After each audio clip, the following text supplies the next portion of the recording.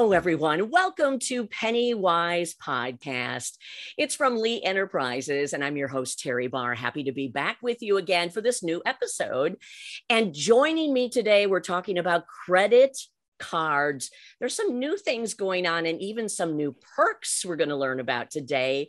We have Robin Sachs Frankel, and Robin is a credit card analyst with Forbes Advisor. Robin, thanks for being here today.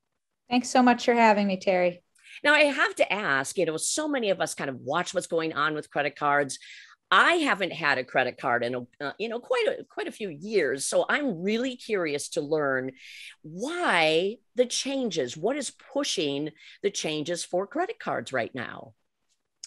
Sure. I think what you're referring to is a lot of the extra benefits that come with credit cards, in addition to just straight earning points or miles or things of that nature that you hear so much about. And a lot of credit card issuers over the past couple of years, particularly during and since the pandemic, have changed up some of the benefits that they've typically been offering.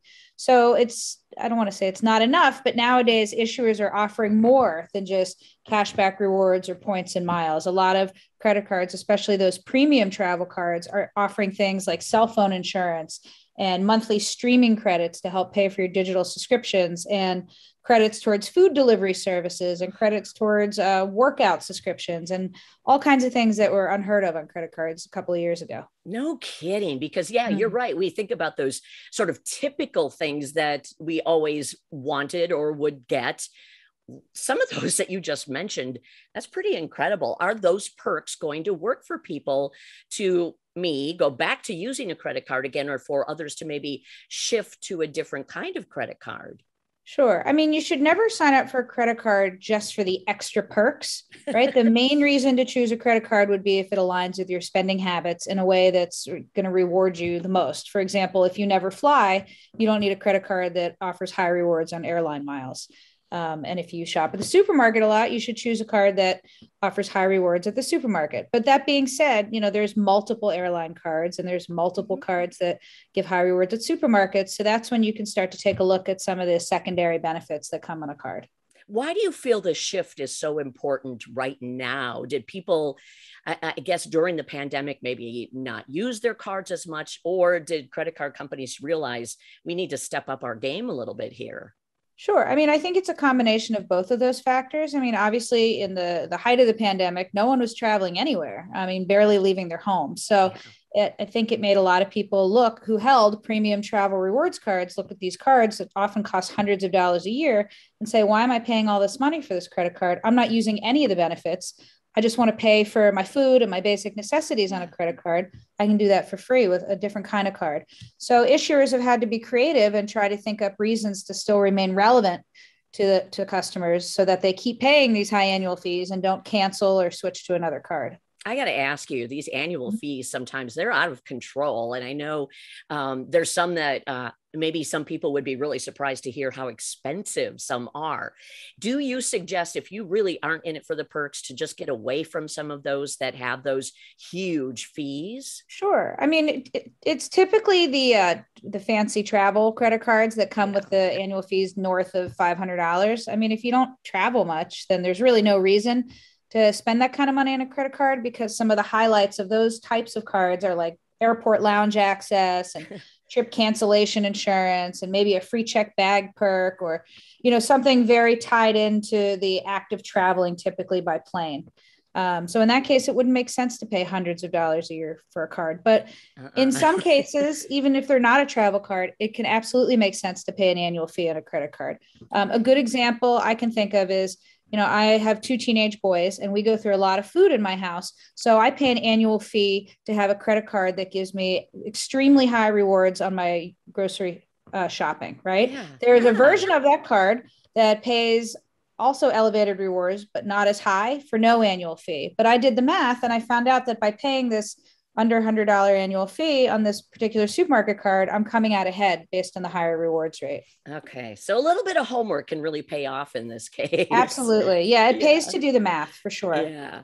And, we mentioned we kind of rolled really fast through some of the newer perks that are coming out. Let's talk a little bit more about some of those, because when you were mentioning those, I just sat here and thought, wow, I would never have ever thought that those would be included as a perk with a credit card. Mm-hmm. Sure. So, I mean, one of the perks that we're seeing increasingly more and more on different credit cards is a cell phone protection perk. And there are different versions of that depending on the issuer and the type of credit card. But to me, that perk is a no-brainer. Everybody has a cell phone and everybody's dropped it at least once in their life. So repairing a cracked screen is usually around $100. And for many of these credit cards that come with the cell phone insurance, rather than you paying out of pocket every month through your cell phone provider, if you have this insurance, that's a level of protection you may not have, now you don't have to pay for it through your cell phone provider. It's included with your card and it didn't cost you anything extra to get it. That is incredible. Okay, so they're getting smart with some of these things to actually help consumers in some ways.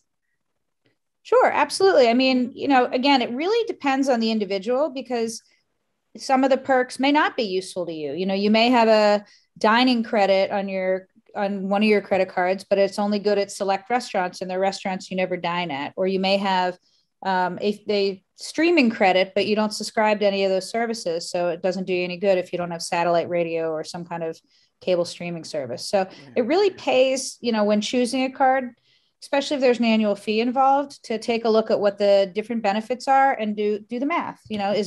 Is it worth the annual fee? In many cases, you can come out way ahead of that annual fee if these are perks that you'll actually use. Okay. So really moving forward, then what can we expect, I guess, from credit card companies, or what do you suggest we should be looking for? What should be important to us right now?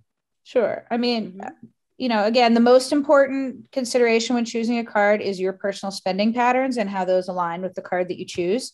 But that being said, in general, Americans' habits have changed a lot when it comes to travel and when it comes to dining out and grocery shopping. More and more people are increasingly having food delivered to their homes, and more people are opting to have their groceries delivered to them because of the COVID pandemic. Right. So there are plenty of cards that offer that, or discounts or credits for those services, which is a very nice thing indeed. I mean, it's a free perk in that it wasn't something these cards previously offered and then they added it. So that's very useful. I would say that more and more issuers are going to be offering perks that are relevant to more people as opposed to just specific perks like airport lounge access that only appeals to people who fly. Okay, I love hearing that. So keep your eyes peeled for the thing that appeals to you. Mm-hmm. Do your homework, as you said, do the money, subtracting, adding. And for someone like me, maybe new to the market again of credit cards, I just want something basic. What should I look for?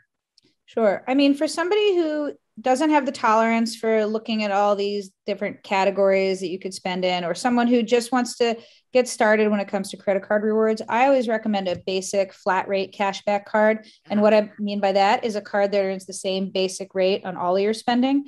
There are a number of cards available right now that have no annual fee and will earn you 2% back on all your spending. So it's like a 2% discount every time you shop.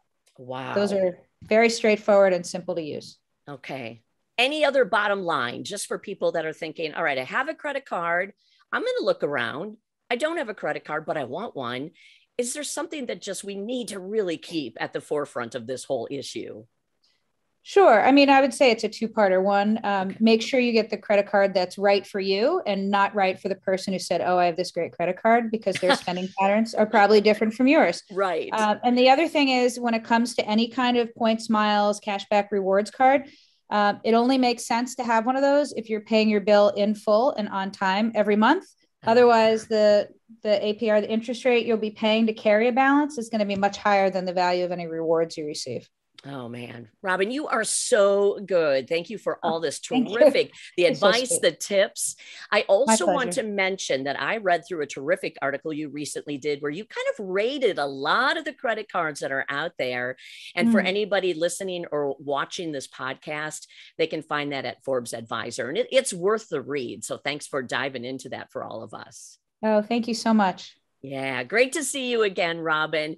And You as again, well. that is Robin Sachs Frankel. She is the credit card analyst with Forbes Advisor and our PennyWise podcast guest today. By the way, if you want to listen to any of our other PennyWise podcasts, you can find them wherever you like to listen to your podcast. Just follow along. New topic every single week for you. Robin, thank you again. I'm Terry Barr, and Thank for you. PennyWise and Lee Enterprises, thanks for listening.